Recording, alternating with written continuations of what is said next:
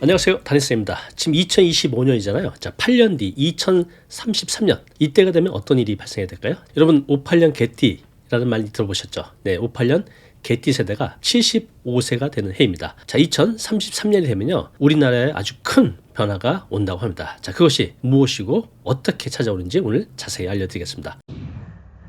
자, 신문을 보겠습니다. 이 신문이요, 1989년도에 나온 신문입니다. 여기 보시면 분당, 분양가가 평당 150에서 165만원. 상상도 안 되는 금액이죠. 그때는 이랬습니다. 평당 분양가가 150에서 165만원. 우리 58년 개띠 세대들이 20대 후반이에요. 결혼할 때 지금의 분당, 또 일산, 또 평촌 같은 일기 신도시들이 만들어졌고, 또 많은 베이비부모들이 여기에 분양을 받았죠. 요 금액에 평당 150에서 165만원. 네. 이때로 돌아간다고 하면 빨리 사둘 걸 그랬어요. 그죠? 네, 지금 보시는 이미지는 58년 개띠 세대를 보여주는 이미지입니다. 아주 잘 보여주고 있죠? 자, 이분들 옆에는 항상 강아지가 있어요. 자, 우리가 58년생 이렇게 얘기하지 않고 58년 개띠 세대 이렇게 얘기를 하잖아요. 네, 그렇습니다. 58년 하면 개띠. 자, 이분들은 그리고 2018년에 이미 정년을 맞이했습니다. 그리고 40살, 한참 일할 나이죠. 40살에 IMF를 겪으면서 경제적으로 굉장히 어려움을 겪기도 했습니다. 또 이분들은 전후 세대이죠. 전후에 가장 많이 태어나서 베이비붐 세대라고 합니다. 그리고 인구가 같은 나이대에 가장 많아요. 무려 100만 명 가까이 됩니다. 자, 그래서 이분들이 출생 당시 100만 명 정도의 거대 집단이기 때문에 이분들이 살아가면서 한국 사회 곳곳에 아주 커다란 족적을 남긴 세대이기도 합니다. 이분들은요, 전쟁 후에 우리나라의 복구 또 산업화에 주역이 돼서 한강의 기적을 만든 세대이기도 합니다. 또 이분들은 교육의 기회가 이전 세대보다 훨씬 더 늘어났습니다. 초등학교 취학률이요, 무려 90% 이상이었다고 합니다. 또 이분들은 386 운동권 세대의 중심에 서기도 했죠. 자, 그러면 58년 개띠 세대, 지금 2025년 기준으로 이분들 나이가 어떻게 될까요? 네, 만 나이로 66세가 되었습니다. 이미 이분들은요, 2024년부터 65세가 되면서 노인 인구로 진입을 한 거죠. 자, 그렇다면 올해 66세가 되신 58년 개띠 세대, 지금은 어떤 삶을 살아가고 있을까요? 네, 안타깝게도 이분들의 상당수가 노후 준비가 충분치 않다고 합니다. 한 설문조사에서는요, 58년 세대에게 여쭤봤습니다. 노후 준비 어떠시냐? 그런데 무려 85%가 노후 준비가 매우 부족하다라고 응답을 했습니다. 왜냐하면 이분들은 요 IMF를 겪었죠. 또 금융위기를 겪었죠. 안정적인 노후를 준비해야 될 시기에 이런 큰 위기가 오면서 어려웠던 현실을 반영하고 있습니다. 자, 그러면 2033년에 58년생들이 75세가 되거든요. 자, 이것이 어떤 의미인지 자세히 살펴보겠습니다. 자, 지금 보시는 것은요, 우리나라 인구 상황판입니다. 1970년, 현재 2025년, 그리고 8년 뒤인 2033년. 자, 무엇이 어떻게 달라지는지 좀 보겠습니다. 자, 일단 눈에 띄는 게 1970년대만 해도 평균 수명이 80이 안 됐던 모양이에요. 대부분 80 아래 다 나이가 잡혀져 있죠. 근데 지금은 100살까지 다 잡혀져 있습니다. 평균 수명이 많이 늘었다는 것을 볼 수 있고요. 또 가장 눈에 띄는 것이 인구 분포도입니다. 20대, 30대 이하가 거의 전체 인구의 7, 80%를 차지하고 있습니다. 자, 그런데 지금은 중위 연령이 46.7%, 그리고 2033년이 되는 해는 중위 연령이 무려 51.4세. 점점 나이가 들어가는 것을 볼 수 있습니다. 이 피라미드가 거꾸로 돼가는 거죠, 점점. 자, 그리고 1970년대 고령 인구, 즉 65세 이상 인구가 3.1%밖에 되지 않았어요. 즉 100명 중에 3명 정도만 노인 인구에 분류가 됐는데, 자, 지금 2025년 현재는 20% 넘었죠. 그래서 우리나라가 지금 초고령 국가에 진입을 했습니다. 자, 그러면 여기서부터 8년 뒤 65세 이상 인구 27.8%, 즉 100명 중에 28명은 65세 이상의 인구라는 겁니다. 자, 이것이 우리가 2033년 8년 뒤에 맞이하게 될 우리나라의 인구 모습입니다. 자, 퀴즈 하나 되겠습니다. 8년 뒤 2033년이 되면 우리나라 인구 중에 어느 나이대가 인구가 가장 많을까요? 자, 맞춰보시기 바랍니다. 네, 답을 보여드릴게요. 놀랍게도 2030년대에 가장 많은 인구를 가진 나이대는 바로 60대입니다. 가장 많죠? 16.32. 여기가 1위예요. 자, 그 다음으로 많은 나이대가 어딜까요? 2위. 50대입니다. 15.62%. 3위가 어딜까요? 40대 아닙니다. 70대입니다. 즉 우리나라 나이대에서 2030년대, 33년대에 가장 많은 것은 60대, 50대, 70대. 시간이 지나면 요 40, 50대도 60대로 진입을 하겠죠. 네, 그래서 우리나라는 앞으로 굉장히 빠르게 초고령 노인 국가로 진입한다는 것을 요 그래프 하나로 볼 수가 있습니다. 자, 한번 보실까요? 2033년 서울 부양 인구만 넘친다. 그죠? 부양해야 될 노인 인구만 넘친다라는 얘기죠. 자, 여기 보시면요. 서울시 생산 가능 인구 그리고 고령 인구 추이를 보여주고 있는데 생산 가능 인구는 점점 줄죠. 네, 젊은 사람들이 없어지니까. 반면에 고령 인구는 네, 빠르게 늘고 있는 것을 볼 수 있습니다. 자, 2033년 서울 4명 중 1명은 노인이다 라는 기사 내용입니다. 자, 그러면 2033년 8년밖에 안 남았습니다. 이때가 되면 무슨 일이 벌어질까요? 굉장히 무서운 일이 생기게 됩니다. 바로 그것은 의료비 또 간병비의 폭증 때문에 그렇습니다. 자, 지금 65세 이상 고령 인구가 2033년이 되면요 무려 1000만 명에 돌파한다고 합니다. 자, 이때 좀 전에 말씀드린 58년 개띠 세대가 75세가 된 해예요. 자, 일본에서는요 이 75세를 후기 고령자로 분류하고 있습니다. 이 시기가 되면요 통계적으로 75세가 넘어가면 병이 한꺼번에 몰려온다고 합니다. 통계적으로 예를 들어서 치매, 중풍, 당뇨, 심장병 이런 질환들이 한꺼번에 찾아올 확률이 높아진다고 합니다. 자, 그래서 사회 전체가 부담해야 될 의료비 커질 수밖에 없는 거죠. 자, 간병 문제 얼마나 심각할까? 의견을 물어봤습니다. 무려 82%가 심각하다. 이 간병으로 고생하시는 가족들의 얘기를 들어보면요 정말 죽지 못해 산다고 합니다. 죽지 못해. 본인뿐만 아니라 가족, 배우자분들도 너무너무 힘들어 한다는 것을 알 수가 있습니다. 자, 여기 보시면요 생애 전체의 의료비로 약 1억 4천만 원 정도 쓴다고 합니다. 그 중에서 55% 정도를 65세 이후에 지출을 하고요. 또 그 중에서도 75세부터는요 본격적으로 늘게 되는데 그 중에 의료 그리고 간병비 이 부분이 급증한다고 합니다. 현재 이제 일본에서는요 75세 이상 인구 중에 3명 중 1명이 간병 서비스를 받고 있다고 합니다. 이게 통계예요. 우리도 그러면 75세 이후에는 뭐 나이에 따라서 좀 달라지겠지만 좀 빠르게 간병을 받을 수도 있고 조금 늦게 받을 수도 있겠지만 결국 간병을 받을 시기가 다가온다는 거죠. 평균 75세. 네, 이게 남의 일이 아니라 우리의 곧 미래가 되는 상황입니다. 다시 한번 말씀드리면 75세 이후 우리는 좋든 싫든 간병비 급증을 경험하게 될 거라는 거죠. 이것에 준비가 돼 있지 않은 분들은 굉장히 힘든 삶을 보낼 수밖에 없다는 겁니다. 자, 그런데 1차 베이비붐 말고 저 같은 경우는 이제 2차 베이비붐 세대거든요. 이 세대가 훨씬 더 많아요. 자, 보겠습니다. 추가로 몰려드는 2차 베이비붐. 네, 여기 보시면요. 1차 베이비붐 세대 694만 명. 이분들이 이미 다 은퇴를 했잖아요. 자, 그런데 저와 같은 세대인 66년생부터 74년생 사이 무려 748만 명입니다. 자, 1차, 2차 베이비붐 세대 가장 많이 태어난 세대인데 이 세대가 지금 전부 다 고령 인구로 진입을 하고 있습니다. 자, 그러면 2033년 1차 베이비붐 세대 58년 KT 세대가 75세가 되는 그 해 의료비, 간병비가 급증할 수밖에 없다는 겁니다.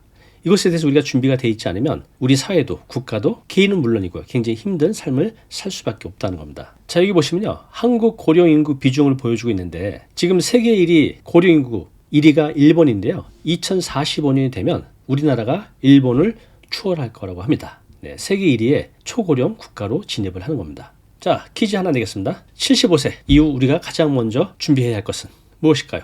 병원비, 간병비, 연금. 정답은요. 1, 2, 3 모두 준비를 해야 됩니다. 네, 어느 하나 빼놓을 수가 없죠. 그래서 우리가 이 병원비, 간병비는 어찌됐든 좋으나 싫으나 나이가 들매에 따라서 더 많이 들어갈 수밖에 없고 그래서 연금을 미리미리 충분히 준비를 해놔야 된다는 겁니다. 자, 이거 보시면 지금 중산층 소득이 한 400만 원 이상 되시는 분들은 나는 현금 흐름이 400만 원 이상이라 크게 걱정 안 해 라고 생각하시는 분도 있으실 거예요. 안 그렇습니다. 지금 중산층도요 굉장히 위험합니다. 자, 왜 그런지 한번 보겠습니다. 자, 2024년 4월 뉴스 기사입니다. 월 400만 원 시대. 뭐가? 간병비가요. 네, 간병인 하루 고용료가 12만 원에서 15만 원이라고 합니다. 지금 인건비가 계속 올라가고 있죠. 자, 여기 보시면요. 치매 환자나 노인들을 위한 간병 비용이 월 400만 원까지 치솟았다고 합니다. 이것이 현실이에요. 그러면 내가 간병이 필요할 때 월 400만 원 확보하지 못하면 굉장히 힘든 삶을 살 수밖에 없다는 겁니다. 그래서 중산층도 굉장히 위험할 수 있습니다. 지금 58년 개띠 세대가요, 평균 순자산이 한 3억 정도 된다고 합니다. 3억 정도. 자, 이 중에 부동산 비율이 약 2억 2천, 나머지 금융자산이 한 8천 정도 된다고 합니다. 아직까진 괜찮겠지만 이분들이 75세가 돼서 의료비 또 간병비가 확 늘어나게 되면 이 돈 갖고는 턱없이 부족하게 되겠죠. 자, 간병이 얼마나 무서울까요? 간병하면 따라붙는 수식어가 있습니다. 뭐였죠? 네, 간병 파산, 간병 지옥, 간병, 네, 이런 말까지 나오고 있죠. 이런 단어를 여러분들 네이버에 검색해 보시면 뉴스 기사로 굉장히 많이 나오는 것을 볼 수 있습니다. 네, 정말 간병이라는 것은 우리가 겪게 되면 상상한 것보다 훨씬 더 큰 고통과 아픔으로 다가온다는 겁니다. 자, 결국은요, 우리가 75세 이후에 간병을 받을 수밖에 없습니다. 통계적으로 그래요. 그때 우리가 충분한 현금 흐름을 만들어 놓지 않으면 끔찍하겠죠. 자, 그렇다면 어떻게 대비해야 될까요? 국가도 자식도 의지할 수 없습니다. 우리 스스로 해결을 해야 되는데요. 그 대비할 수 있는 방법 크게 두 가지로 나눠서 설명드려 보겠습니다. 자, 지금 저 같은 50대라고 하면요, 술, 담배 끊으십시오. 자, 지금 술, 담배 피시는 분 월 평균 지출 비용이요, 평균 50만 원이 넘는다고 합니다. 그럼 내가 50살부터 70살까지 매달 50만 원을 저축한다고 하면요, 이 돈이 꽤 되겠죠. 그러면 이 돈을 모아서 나중에 내 노후의 의료 또 돌봄비에 크게 도움이 된다는 거죠. 자, 그리고 규칙적인 운동. 너무나 진부하고 식상한 말일지 모르겠지만 우리가 규칙적인 운동만 해도 대부분의 병들을 예방할 수 있고 노년에 돌봄을 받을 그 나이도 상당 부분 늦출 수가 있습니다. 그러면 의료비도 적게 들어가겠죠. 또 돌봄비도 안 들거나 나이가 80대, 90대 이후로 늦춰질 수 있다는 겁니다.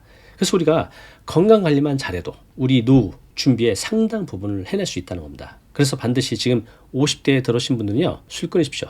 담배도 끊으시고 요거 그리고 매달 저축하시기 바랍니다. 그러면서 규칙적인 운동, 요것만 우리가 지켜도 우리 노후를 상당 부분 더 행복하게 만들 수가 있다는 겁니다. 자, 두 번째는요, 중장기 현금 흐름을 만드는 겁니다. 죽을 때까지. 그죠? 그런데 우리가 어느 나이 때, 좀 빠르면 50대 초반, 늦으면 60대 중후반에 더 이상 노동을 못할 나이가 옵니다. 그럴 때를 대비해서 내가 일을 하지 않아도 자연스러운 자동 현금 흐름을 만들어야 된다는 거죠. 그래서 지금 국민연금, 퇴직연금 수령 시기를 한번 확인해 보시기 바랍니다. 자, 그리고 내가 그 사이에 소득 공백이 생길 거 아니에요. 그 사이에 내가 어떻게 할 것인지를 생각해 보시고요. 자, 이게 안 된다고 하면 뭐가 있죠? 네, 주택연금으로 생활비를 추가로 확보할 수가 있습니다. 그리고 치매, 간병, 요즘 보험들이 많이 나오더라고요. 여기에도 미리 들어서 준비하는 것이 현실적인 방법입니다. 자, 그런데 이것만 가지고는 많이 부족하죠. 자, 그렇다면 어떻게 해야 될까요? 자, 이런 말이 있습니다. 노후 대책의 출발점은 다운사이징이다. 자, 이게 무슨 말이냐면, 자, 내가 지금 은퇴를 앞두고 있어요. 그런데 내가 지금 8억짜리 집에 살고 있다고 해볼게요. 뭐 지금 서울에 있는 집 아파트들은 8억이 다 넘죠. 어쨌든 8억에 살고 있다고 하면 은퇴 시점에는 요걸 작은 집으로 옮기는 겁니다. 한 4억짜리 집으로. 집을 줄이거나 외곽으로 빠진다든가 이렇게 해서 집을 절반으로 줄이는 겁니다. 자, 그러면 재산세도 줄죠. 관리비도 줄어요. 가정주부 같은 경우는 청소, 노동, 노력도 줄죠. 다 줍니다. 다 좋아요. 자, 그리고 여기 내가 살면서 주택연금에 가입해서 죽는 그날까지 매달 연금을 받을 수가 있겠죠. 그리고 4억이 남잖아요. 이 4억은 금융 또는 부동산에 투자해서 현금 흐름을 만드시기 바랍니다. 자, 이렇게 하면 여기서도 현금 흐름 만들고 여기서도 현금 흐름 만들고 또 집이 줄었기 때문에 재산세 관리비 줄고, 자, 이렇게 하면 내 집 하나로 상당 부분 노후 준비를 해결할 수 있다는 겁니다. 네, 우리 시청자분들은 노년에, 그죠? 65세 이후에 생활비, 또 간병비, 또 의료비 어떻게 해결하실 겁니까? 뚜렷한 해결책이 없다면요, 술, 담배 일단 끊으시고요. 그 돈 매달 저축하시기 바랍니다. 그리고 규칙적인 운동하셔서, 운동한다고 우리가 병을 100% 막을 수는 없지만 상당 부분은 막을 수 있다는 건 분명하겠죠. 그리고 우리가 돌봄의 시간을 상당 부분 뒤로 늦출 수가 있습니다. 자, 그리고 또 하나, 주택 다운사이즈. 주택연금을 통해서 현금으로 만들고 또 줄어든 목돈으로 또 현금으로 만들고 이렇게 한다고 하면 100%는 아니지만 상당 부분 해결할 수 있을 거라고 봅니다. 우리 시청자 여러분들은 나의 은퇴, 노후, 또 돌봄 비용 어떻게 해결하실 예정인가요? 여러분들이 의견이 있다면 아래 댓글로 남겨주시기 바랍니다.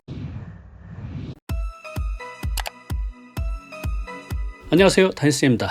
자, 지금 50대, 60대 은퇴자분들이 서울을 떠나는 분들이 많다고 합니다. 자, 그들이 서울을 벗어나는 이유, 단순히 집값 때문일까요? 아니면 다른 이유가 있을까요? 오늘은 그들이 선택한 곳 어디인지, 또 왜 그곳으로 떠나는지 이유 3가지도 알아보겠습니다.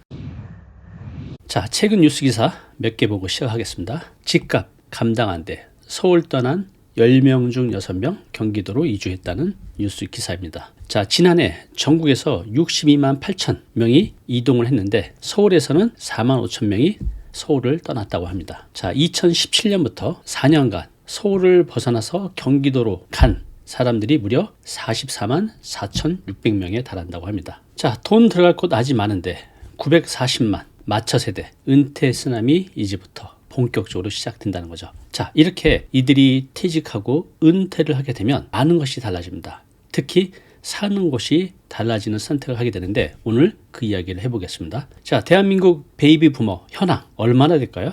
깜짝 놀라실 겁니다. 엄청나게 많습니다. 보시면 자, 여기 빨간색으로 된 게 베이비 부머예요. 자, 1차 베이비 부머 62에서 70살. 자, 2차 베이비 부머가 훨씬 더 많죠. 51살에서 61살. 제가 여기 포함이 됩니다.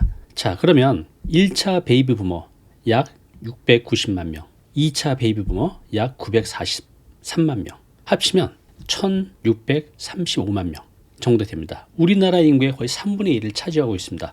이분들이 은퇴를 하게 되면 우리나라의 모든 것이 바뀌겠죠. 특히 주거, 소비, 일자리 이런 것들에 대해서 오늘 얘기를 해보겠습니다. 자, 제가 지금부터 퀴즈를 낼 테니까요. 시청자 여러분들은 맞춰보세요. 자, 퀴즈. 전 세계에서 고령화 속도가 가장 빠른 나라는 중국, 일본, 한국, 미국. 정답은 한국입니다. 고령화 속도 1위 한국이라는 뉴스 기사인데요. 세계에서 가장 빠르게 고령화가 되고 있고 이미 1위를 차지하고 있습니다. 자, 또 문제 내겠습니다. 2050년이 되면 25년 남았습니다. 65살 이상, 65살을 우리 유엔에서 정한 노인 인구라고 합니다. 이런 노인 인구가 10명 중에 몇 명이나 될까요? 첫 번째 1명, 2명, 3명, 4명. 얼마나 될 것 같습니까? 네, 답은 4명입니다. 4명. 자, 2050년이 되면 전 국민의 40% 이상이 65살이 넘은 노인 인구가 되는 나라. 이게 바로 우리나라입니다. 2050년이 되면 40.1%로 전 세계에서 가장 높은 국가가 됩니다. 자, 또 퀴즈 하나 내겠습니다. 1, 2차 베이비 부머 전체 인구에서 몇 프로나 될까요? 5%, 10%, 20%, 30%. 앞에서 살짝 얘기했었죠? 답은 30%입니다. 이거보다 넘어요. 정확히 말하면 31.7%입니다. 자, 여기 보시면요. 1차 베이비 부머 1955년에서 1963년생입니다. 이분들은 이미 은퇴를 했고 노인이 되어가는 중입니다. 자, 2차 베이비 부머 1964년생부터 74년생. 제가 여기 포함이 되는데 자, 이분들 올해 법적 정년이 끝나고 은퇴 행렬에 가세를 하고 이분들도 노인 인구로 들어서고 있습니다. 1, 2차 베이비 부머. 이들이 은퇴를 하면서 정말 많은 것들이 바뀌고 있고 그 중에 하나 선택지가 바로 사는 곳을 바꾸는 것이라고 말씀드렸죠. 자, 이들이 어디로 가는지 또 왜 가는지 뒤에서 자세히 말씀드리겠습니다. 자, 여러분 생각을 해보세요. 직장에서 퇴직을 했어요. 매달 나오는 월급이 없어졌습니다. 그런데 생활비는 크게 줄지 않아요. 어떻게 해야 될까요? 네, 돈을 벌어야 되죠. 뭘 할 수 있을까요? 그 선택지는 많지 않습니다. 재취업? 어렵죠. 한다고 해도 수명이 있죠. 둘째, 자영업 창업. 많은 분들이 하지만 열의 아홉은 5년을 버티지 못한다고 합니다. 자, 그래서 재취업도 또 자영업도 하지 못한다면 어떤 선택지가 있을까요? 그것은 바로 다운사이징입니다. 자, 다운사이징, 집을 줄이는 거죠. 어떻게 줄일 수 있을까요? 몇 가지가 있어요. 일단 크기를 줄이는 방법. 내가 40평대 살다가 은퇴 후에 20평대로 줄이는 것도 하나의 선택이죠. 또 나는 크기를 못 줄여. 지금 사는 예서 30평 정도는 돼야 돼. 이런 상태에서 어떻게 다운사이징을 할 수 있을까요? 네, 이렇게 할 수는 있겠죠. 내가 아파트 살다가 아파트 팔고 빌라로 이사하게 되면 그만큼 또 목돈이 생기겠죠. 또 하나의 선택지가 바로 지역을 변경하는 겁니다. 오늘 이 얘기를 해드리려고 해요. 이 선택이 실제로 가장 많거든요. 서울에 살다가 지방으로 이사를 가는 거. 자, 이렇게 되면 어떻게 되죠? 네, 목돈이 생기죠. 자, 이렇게 베이비부머 세대는요, 은퇴 직후에 사는 집의 크기를 줄이던가 아파트에서 빌라로 바꾸던가 지역을 바꿔서 남는 돈으로 생활비를 확보하려고 합니다. 자, 또 퀴즈 내보겠습니다. 맞춰보세요. 서울에 사는 5060, 5, 60대 어디로 가장 많이 이사했나? 답이 보이죠? 네, 답은 경기도입니다. 자, 보겠습니다. 자, 서울에 사는 5060 어디로 떠났나 알아봤습니다. 전체 4만 6천 명 정도 되는 분들 중에 1위가 경기도. 압도적으로 많죠? 2위가 인천. 인천도 어찌 보면 이제 경기도에 포함이 되니까 요 1, 2위가 다 경기도라고 보면 될 것 같습니다. 3위 충남, 4위 강원 이런 순입니다. 자, 그래서 2024년 기준 국내 인구 이동 통계를 보면요. 서울을 떠난 사람 10명 중 6명은 경기도로 이사를 했다고 합니다. 자, 물론 젊은 사람들도 있지만 이 중에는 베이비붐 세대가 많이 포함되어 있다는 게 사실이죠. 자, 또 퀴즈 내겠습니다. 자, 5, 60대 주거 이동 결정 요인 1위는 무엇일까요? 왜 이들은 내가 살던 서울에서 벗어나서 지역을 바꾸는 걸까요? 이게 쉽지 않은 선택인데요. 그죠? 첫 번째, 의료 접근성. 두 번째, 교통 인프라. 세 번째, 주거비 부담. 답은 C죠. 네, 주거비 부담. 좀 더 자세히 보겠습니다. 자, 5060이 주거 이동을 하는 이유 1위는 압도적으로 주거비가 부담돼서, 2위는 의료 접근성. 굉장히 중요하죠. 이제 나이가 50대 중반 넘어가면 내가 사는 곳 주변에 병원 있는 거 너무 중요하죠. 그래서 2위가 의료 접근성입니다. 3위가 가족 및 사회적 거리. 서울을 벗어난다고 해도 내 가족 또 내 친구 지인들이 가까이 있어야 되잖아요. 그러니까 너무 멀리 벗어나지는 않는다는 거죠. 그래서 경기도로 많이 가는 것 같습니다. 4위는 복지시설 및 밀집도, 5위는 교통 인프라. 이렇게 1, 2, 3, 4, 5위로 이동하는 이유가 보입니다. 자, 그러면 지금 50대 60대 은퇴자들이 서울을 떠나 수도권 외곽 경기권으로 이동하는 이유 무엇일까요? 단순히 집값 때문일까요? 아니면 다른 더 깊은 이유가 있을까요? 자, 하나씩 살펴보겠습니다.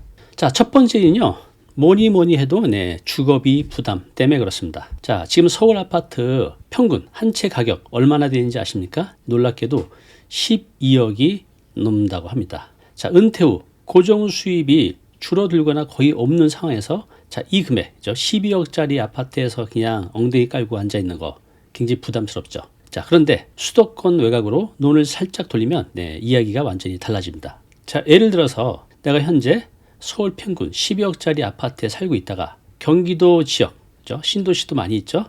소형 아파트 얼마 정도면 구할 수 있을까요? 뭐 천차만별이지만 4억에서 6억 정도면 충분히 구할 수 있죠. 자, 그러면 내가 12억짜리 아파트 살다가 은퇴 후에 경기도로 이사를 가게 되면 한 6억에서 8억이 남죠. 자, 그럼 이 돈을 가지고 뭘 할 수 있을까요? 왜 이들이 이런 다운사이징, 지역을 바꾸는 선택을 할까요? 이게 쉽지 않은데 요 돈을 확보하기 위함입니다. 자, 이 돈으로 뭘 할 수 있을까요? 노후 생활비로 쓰는 거죠. 창업을 할 수도 있겠고, 또 수익형 부동산을 사서 월세를 받을 수도 있겠죠.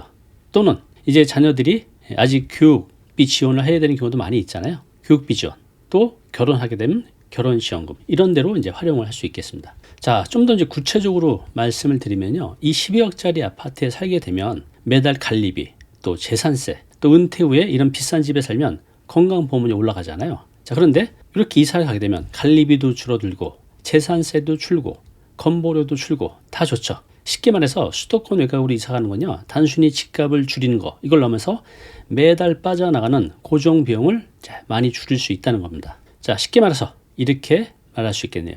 우리가 지역 사는 곳을 바꾸는 것은, 그러니까 서울을 벗어나는 거죠. 돈이 새는 곳을 막고 돈이 모이는 환경으로 이사 간다 라고 생각하면 마음이 좀 더 편할 것 같습니다. 자, 둘째는요, 교통 및 의료 인프라 개선. 지금 뭘 말하고 있죠? 왜 그들은 은퇴 후에 서울을 벗어나는가? 특히 경기권으로. 두 번째 이유, 교통 및 의료 인프라 개선 때문에 그렇습니다. 자, 예전에는 수도권 외곽에 있다가 서울로 오려고 하면 뭐 하루 다 간다 이렇게 생각했었어요. 실제로 그랬었고, 또 병원 한번 가려면 차가 꼭 필요하다. 시간도 걸리고 교통편이 불편했죠. 자, 그런데 지금은 어떤가요? 자, 서울 말고 고양, 김포, 부천, 인천, 시흥, 안산, 안양, 의왕, 가천, 성남, 강주, 하남, 남양주, 구리, 의정부. 제가 지금 말씀드린 이런 모든 지역들 지금 뭐가 잘 돼 있죠? 지하철이 아주 잘 뚫려 있습니다. 그죠? 이 지하철 타면 서울로 대부분 1시간 내에 들어올 수 있죠. 이제 경기 외곽에 살아도 거의 서울권에 산다고 해도 과언이 아닙니다. 자, 또 하나의 이유는요, 의료 인프라 너무너무 중요하죠. 자, 지금 수도권에는요, 전문 클리닉 또 대형 병원들이 속속 들어서고 있죠. 이제는 병원 때문에 굳이 서울에 가지 않아도 자신이 살고 있는 경기권 또 수도권에서 충분히 해결을 할 수 있습니다. 지금 이제 수도권 외곽 지역도요, 대형 병원 또 재활센터, 전문 요양시설 이런 것들이 많이 있기 때문에 오히려 고령층에는 더 편하게 의료 서비스를 받을 수 있다는 겁니다. 자, 결국 단순히 집을 줄이는 게 아니라 내 몸과 마음이 편한 환경으로 이동을 한다고 보면 되겠습니다. 자, 은퇴자들이 은퇴 후에 서울을 떠나 경기권으로 이사가는 세 번째 이유, 삶의 질 향상입니다. 자, 여러분들 이런 데서 살면 얼마나 행복하겠습니까? 저도 지금은 일 때문에 서울에 있지만 경기 외곽 조용한 이런 곳에서 살고 싶어요. 또 그렇게 할 거고요. 이런 데서 살게 되면 녹지, 이 자연 환경에 있는 것만으로도 힐링이 되겠죠. 서울 도심은요, 강남, 서초, 송파 여러분들이 좋아하는 거 한번 생각해 보세요. 창문만 열면 차 소음과 미세먼지, 각종 공해가 들어오죠.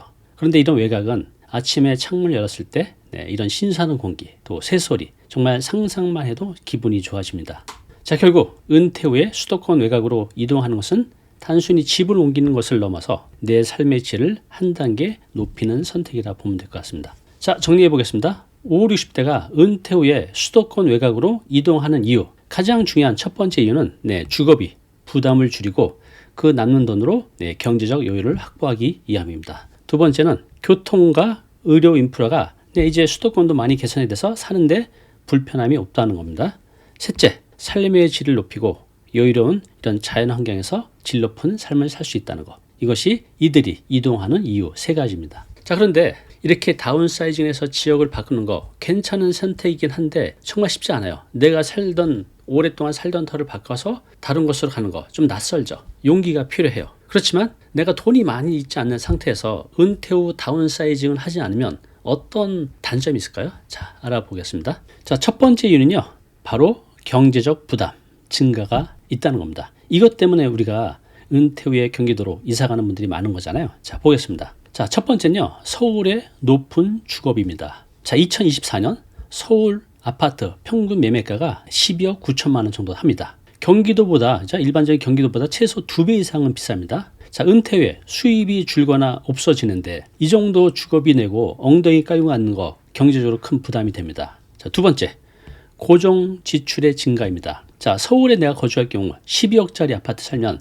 매년 내는 재산세, 또 관리비, 또 내가 비싼 집에 살게 되면 지역 의료보험 가입했을 때 건강보험료 많이 올라가죠. 상승이 됩니다. 특히 이런 건강보험료는요, 집값하고 연동이 되기 때문에 서울의 고가 아파트를 유지하는 은퇴자에게는 굉장히 큰 부담일 수 있습니다. 세 번째는 낮은 연금 수준.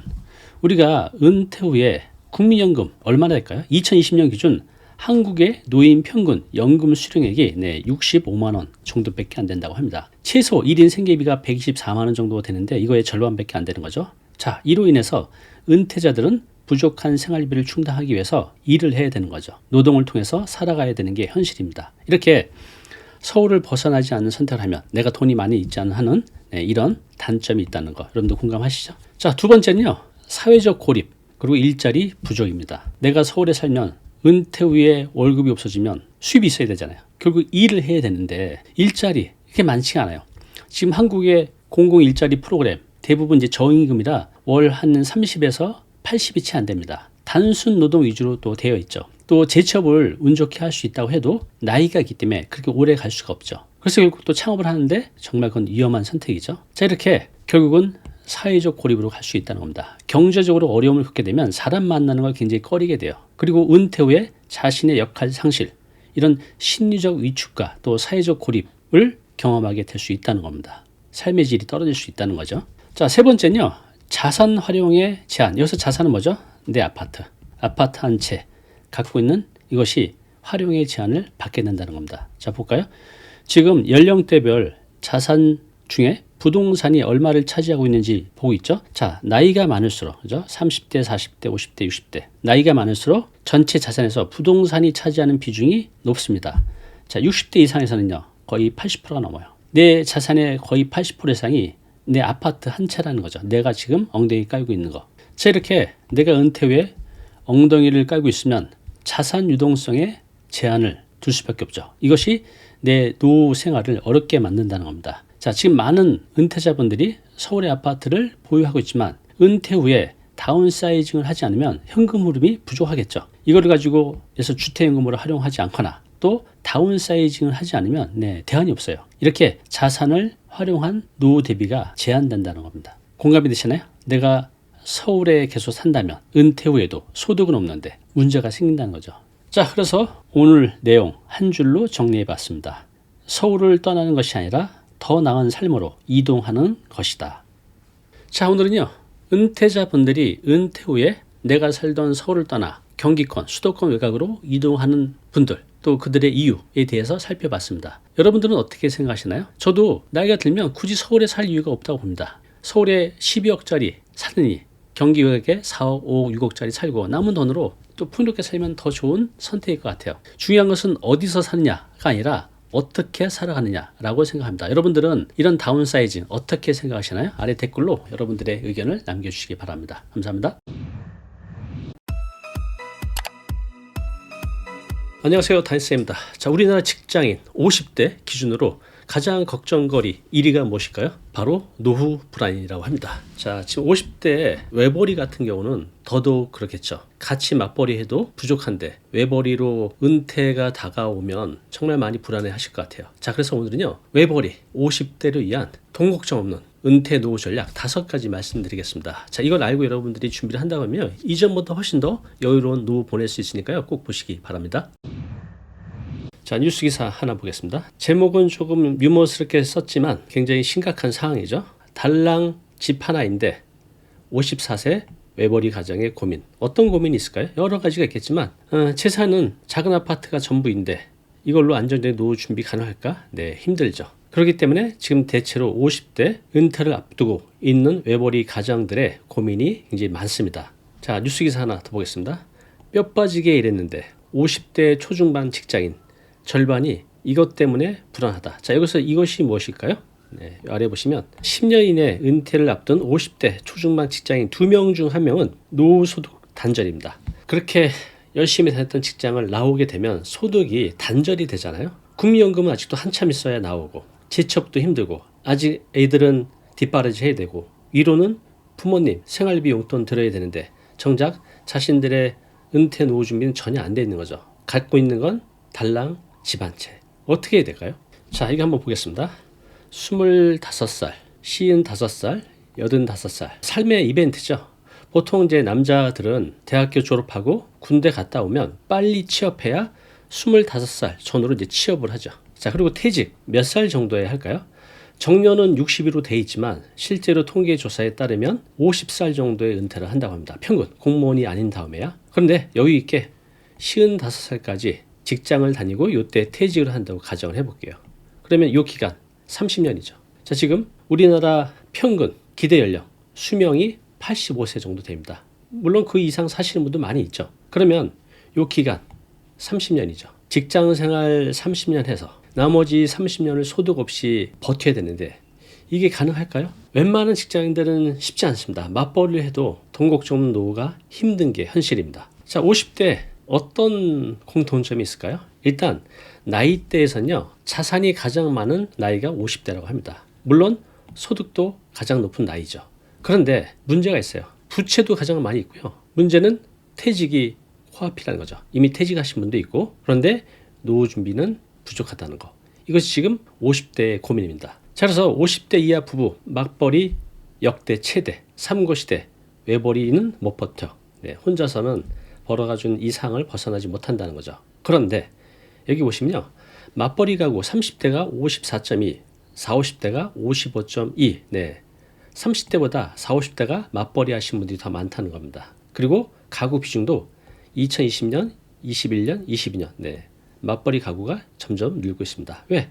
혼자 벌어서는 생활이 안 되기 때문에 그렇죠. 자, 그럼 지금부터 솔루션 5가지를 말씀드리겠습니다. 우리가 30대로 되돌아갈 수는 없잖아요. 외벌이 50대 어떻게 은퇴 노후 준비해야 될까? 5가지 솔루션을 말씀드릴게요. 잘 들어보시기 바랍니다. 자, 첫 번째는요, 국민연금 활용입니다. 너무 뻔한 얘기라고요? 아닙니다. 3가지를 여러분이 준비하시면 국민연금을 더 많이 받을 수 있는 방법이 있어요. 자, 잘 들어보시기 바랍니다. 자, 2023년 KB금융그룹 조사를 했습니다. 뭘 조사했냐면요, 부부 기준으로 노후 최소 생활비는 252만 원. 최소입니다. 자, 그러면 적정 생활비 얼마나 될까요? 366만 원입니다. 이 정도가 돼야 그럭저럭 살 수 있다는 거죠. 지금 물가 기준으로. 자, 그런데 만약에 국민연금을 부부 중 한 사람만 받는다고 하면 이 금액의 절반도 안 되겠죠. 너무너무 부족합니다. 자, 그래서 노후를 안정적으로 만들어줄 첫 번째 전략은요, 국민연금을 활용하는 겁니다. 자, 어떤 걸 활용하면 되냐면요, 요 3가지를 활용하시면 이전보다 훨씬 더 많이 받을 수 있습니다. 임의가입, 추후납부, 연기제도. 한 번씩 들어보셨을 거예요. 제가 간단하게 다시 한번 설명드리겠습니다. 자, 첫 번째는 임의 가입입니다. 원래 국민연금은 소득이 있는 사람만 의무적으로 가입을 하죠. 그런데 전업주부, 소득이 없는 사람은 가입을 안 해도 되죠. 내가 희망을 하면 저 가입할래요 라고 하면 국민연금에 가입할 수가 있습니다. 자, 예를 들어서 최저 소득 기준 99만원으로 가입을 하면요, 월 불이백이 약 8만 9천 원 정도 됩니다. 자, 그리고 나중에 매달 얼마씩 받을 수 있냐? 네, 16만 원씩 받을 수 있습니다. 죽는 그날까지. 그러면 내가 낸 돈보다 최소 2배, 또 오래 살면 3배 그 이상을 되돌려 받을 수 있으니까요. 전업주부 또 소득이 없는 분들도 임의 가입은 꼭 하시기 바랍니다. 자, 두 번째 전략은요, 추후 납부입니다. 지금 국민연금 말씀드린 거예요. 추후 납부. 자, 과거에는 소득이 없어서 국민연금을 내지 못하는 기간도 있죠. 제가 그랬어요. 한 6, 7년 정도 소득이 없어서 국민연금을 그때 내지 않았죠. 그런데 나중에 한꺼번에 내가 내지 못한 그 기간을 낼 수 있게 해주는 제도가 추후 납부입니다. 그러면 경력이 단절돼서 그때 국민연금을 납부하지 못한 분이 있다고 하면 이런 추후 납부를 통해서 과거의 공백을 메꾸는 거죠. 그러면 연금 수령액을 더 늘릴 수가 있습니다. 자, 마지막 세 번째는요, 연기 제도입니다. 자, 국민연금을 내가 65세부터 받을 수도 있지만 만약 이것을 70세까지 늦추게 되면요, 36% 정도 더 받을 수 있다는 겁니다. 쉽게 얘기해서 내가 소득을 어느 정도 견딜 수 있다면 지금 당장 받지 않고 받는 기간을 좀 늦추는 거죠. 앞서 말씀드렸듯이 만약에 내가 70세까지 늦추게 되면요, 36% 정도 더 받을 수가 있어요. 국민연금 수령액이 200만 원이다. 그러면 한 272만 원 정도, 36%를 더 받을 수 있는 거니까요. 연기제도도 적극적으로 활용해 보시기 바랍니다. 자, 국민연금 전략 3가지 말씀드렸어요. 임의가입, 소득이 없어도 국민연금에 가입 가능하다. 두 번째, 추후납부, 과거에 내지 못한 그 기간이 있다면 지금 내고 혜택을 받자. 마지막 세 번째는 늦게 받으면 받을수록 더 많이 받을 수 있으니 급하지 않으신 분들은 받는 기간을 늦추자입니다. 자, 두 번째는요, 사적연금인 연금저축 그리고 퇴직연금을 활용하는 겁니다. 자, 어떻게 활용하는지 알려드릴게요. 자, 우리가 국민연금 보통 65세부터 제 나이 때는 받게 됩니다. 자, 그런데 현실적인 퇴직 연령은 아까 말씀드렸듯이 50 전후로 퇴직을 합니다. 만약에 좀 더 내가 오래 다녀서 55살까지 다닌다고 하면 국민연금 받기까지, 그죠? 65세까지 공백 기간이 얼마나 되죠? 네, 10년이에요. 10년. 이것을 신보릿고개라고 합니다. 다시 한번 말씀드릴게요. 내가 55세에 퇴직해서 65세의 국민연금을 받을까지 이 기간 10년. 너무나 길죠. 자, 이 긴 기간을 어떻게 해결하면 좋을까요? 바로 여기에 해답이 있습니다. 좀 전에 말씀드린 사적연금인 연금저축 그리고 퇴직연금을 활용하는 건데요. 요걸 잘 활용하면 내가 국민연금 요 65세 받기 전까지 소득 공백기를 채울 수가 있습니다. 자, 하나씩 보겠습니다. 자, 먼저 연금저축입니다. 최대 1년에 1,800만 원까지 추가 납입할 수 있고요. 세액공제 혜택을 받을 수가 있습니다. 연말정산에서 최대 90만 원 이상 세금으로 돌려받을 수가 있기 때문에 세제 혜택도 굉장히 많은 상품이죠. 자, 이렇게 쌓인 자금을 나중에 매달 들어오는 연금으로 받을 수 있는 연금저축 꼭 활용해 보시기 바랍니다. 자, 두 번째는 퇴직연금입니다. 잘 아시죠? 퇴직금을 중간 정산 받지 않고 꾸준히 적립하면요, 나중에 이게 매달 안정적인 소득원이 되죠. 그런데 지금 많은 분들이 영끌 아파트를 사기 위해서 퇴직금 중간 정산 받고 아파트를 사시는 분들이 굉장히 많이 계신데요. 저는 반대입니다. 퇴직연금은요, 내가 국민연금과 함께 최후의 보루예요. 내 생활비. 그래서 이거는 건들지 않으시는 게 좋습니다. 개인마다 차이가 있겠지만 매달 한 150만 원 전후 받을 수가 있어요. 자, 그러면 내가 연금저축 또 퇴직연금을 활용하면 이것도 사람마다 차이가 많이 있겠지만 200에서 300만 원 가까이도 만들 수가 있습니다. 그러면 보릿고개, 그죠? 55세에서 65세 요 10년이라는 소득 공백기를 연금저축 그리고 퇴직연금으로 메꿀 수가 있다는 겁니다. 자, 세 번째는요, 금융자산을 잘 활용하는 겁니다. 포트폴리오를 잘 짜는 거죠. 자, 보겠습니다. 자, 여기 보시면요, 50대 금융자산 비중 20%대 부동산 활용 재테크 나서야.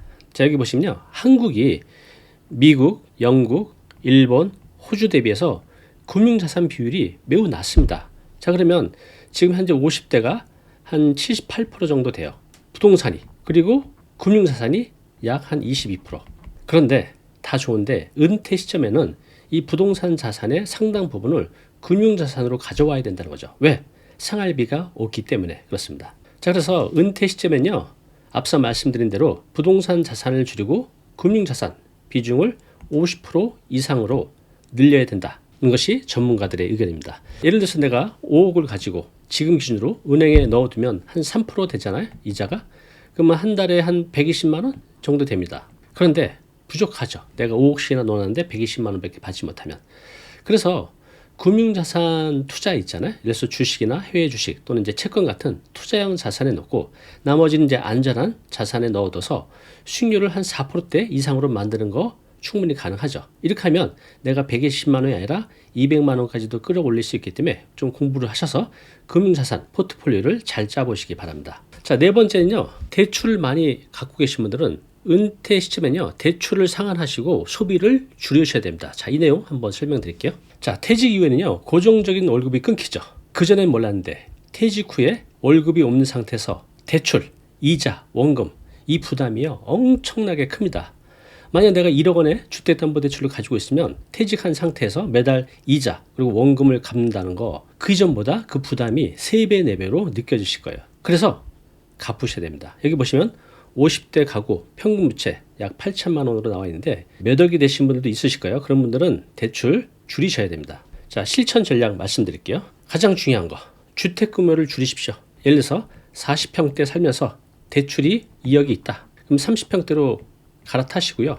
남은 자금으로 이 대출을 갚으시기 바랍니다. 은퇴 시기에는 대출 있어서 원금 이자 갚아 나가는 거 굉장히 위험합니다. 이거 굉장히 중요한 전략이니까요. 힘들지만 꼭 실천해야 될 항목입니다. 두 번째는요, 불필요한 소비를 줄이는 겁니다. 많은 분들이 은퇴를 한 시점에서도 소비 줄이지 않고 그대로 쓰시는 분들이 있어요. 물론 내 씀씀이를 줄이는 게 쉽진 않지만 노력을 해야 됩니다. 지출 계획 세우시고요. 이전에 내가 500만 원 썼다면 300만 원, 200만 원 이렇게 줄이는 방법을 찾아서 쓸데없이 나가는 비용을 줄이셔야 됩니다. 자, 마지막 다섯 번째는요, 계속 일하는 겁니다.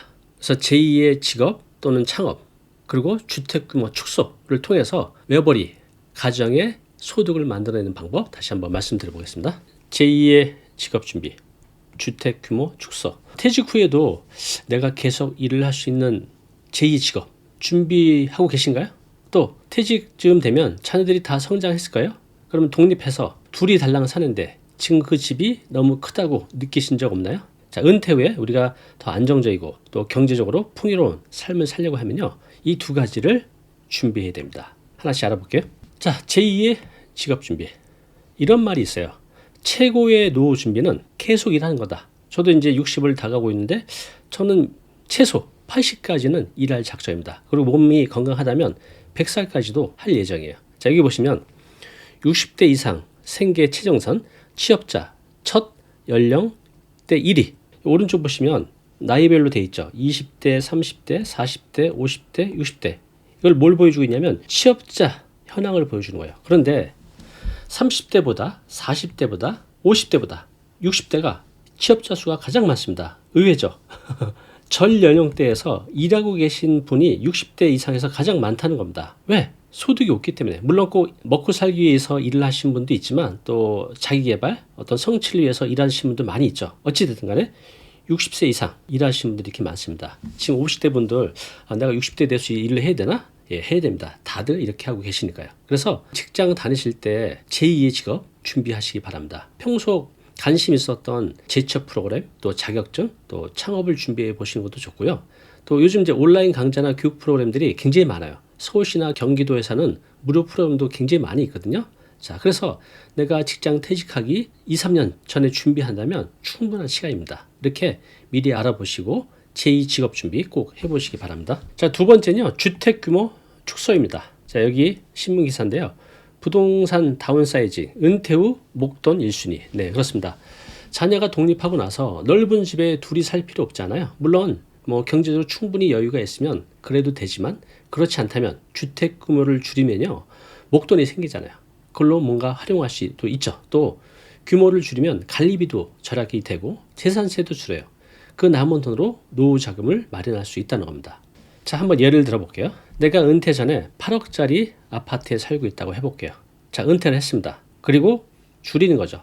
평수를 줄이든 지역을 바꾸든 5억짜리 아파트로 이사를 갔다 해볼게요. 그럼 3억이 남잖아요. 그럼 3억을 예를 들어서 내가 한 4% 정도 되는 수익형 부동산에 투자를 한다고 하면 월 100만 원 정도의 현금 흐름을 만들 수 있죠. 집을 줄이면 여기서 재산세도 관리비도 줄죠. 그러면 한 20만 원 정도 플러스 될 것 같아요. 이렇게 내가 8억에서 5억으로 3억 정도를 줄이면 이 돈으로 한 120만 원의 현금 흐름을 만들 수 있다는 겁니다. 그리고 이 5억 있잖아요. 내 집. 이 5억을 그냥 두는 게 아니라 이거 가지고 부족하다고 하면 이걸 어떻게 하면 좋을까요? 네, 주택연금. 내가 살고 있는 집을 주택연금에 가입을 하게 되면 5억 정도 되는 것을 한 65세 정도부터 받으면 얼마나 받을 수 있을까요? 한 125만 원? 네, 그 정도 받을 수 있습니다.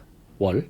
그러면 내가 주택 규모를 줄인 것 뿐인데 여기서 나오는 120만 원 정도 또 주택연금 또 120만 원 합치면 한 240에서 250만 원 만들 수 있습니다. 주택 규모 줄이는 것은요. 이것만으로도 은퇴 준비하는데 큰 도움이 되니까요. 부부끼리 앉아서 한번 상의해 보시기 바랍니다. 자, 제가 5가지 말씀드렸어요. 공감이 되시나요? 할 수 있는 것부터 하나씩 해보시기 바랍니다. 자, 다시 한번 요약해 드릴게요. 자, 첫 번째, 국민연금. 가장 중요하죠. 배우자가 가입하지 않았다면 꼭 가입하시기 바랍니다. 3가지 말씀드렸어요. 이미 가입. 이거 기억 안 나시면 앞으로 되돌아가서 다시 한번 들어보세요. 또 뭐 말씀드렸죠? 추후 납부. 또 뭐가 있었죠? 네, 연기제도. 요 3가지를 적절히 활용하시면 이전보다 더 많은 국민연금 받을 수 있으니까요. 꼭 활용하시고요. 두 번째, 연금저축, 퇴직연금, 사적연금이죠. 이것으로 소득 공백기 메우기. 언제 생기죠? 네, 55세에서 65세, 보통 10년간의 보릿고개를 자, 요걸로 메꾸는 겁니다. 자, 세 번째, 금융자산 포트폴리오 다각화. 많은 분들이 부동산에 자산이 쏠려 있잖아요. 그것을 줄이고 금융자산 쪽으로 적어도 한 50% 정도는 빼서 이걸로 현금 흐름을 만들자입니다. 자, 네 번째, 대출금을 상환하고 소비 관리. 이게 무슨 내용이었죠? 은퇴 시점에는요, 대출 갖고 있는 것을 갚아야 됩니다. 갚으시고 매달 나가는 지출도 줄이셔야 됩니다. 마지막 5번째, 제2의 직업. 계속해서 일하는 게 가장 좋은 노후 준비라고 말씀드렸죠. 그리고 주택규모 축소를 통해서 현금 흐름 만드는 거 좀 전에 말씀드렸습니다. 자, 이 5가지 마음만 먹으면 다 할 수 있는 것들입니다. 하나씩 실천하면서 아주 풍요로운 경제적으로 돈 걱정 없는 은퇴 후의 삶을 만들어 보시기 바랍니다. 제가 방금 말씀드린 5가지는 제가 그동안 상담하면서 많은 분들이 하고 계신 거예요. 저도 그분을 통해서 알게 된 것도 있고 또 저도 지금 하고 있는 것들이 있는데요. 이 5가지를 다 하고 계신 분들도 있어요. 그러면 노후 걱정할 게 없죠. 그래서 부부끼리 앉아서 지금 당장 할 수 있는 게 무엇인지 또 무엇을 어떻게 준비해야 될지 의논해 보시기 바랍니다. 그래서 하나씩 실천해 가면서 그 실천한 거에 비례해서 노후 생활 훨씬 더 풍요로워질 테니까요. 꼭 해보시기 바랍니다. 그리고 지금 우리 시청자분들 은퇴 준비, 노후 준비 하고 계시잖아요. 어떻게 하고 있는지 아래 댓글로 남겨주시면 감사하겠습니다. 자, 오늘 내용 너무 중요한 내용이죠. 영상 보고 나면 잊혀지잖아요. 자, 자료 무료로 제공하고 있습니다. 이 자료 요거 받고 싶은 분들은요. 아래 링크로 신청하시면 됩니다.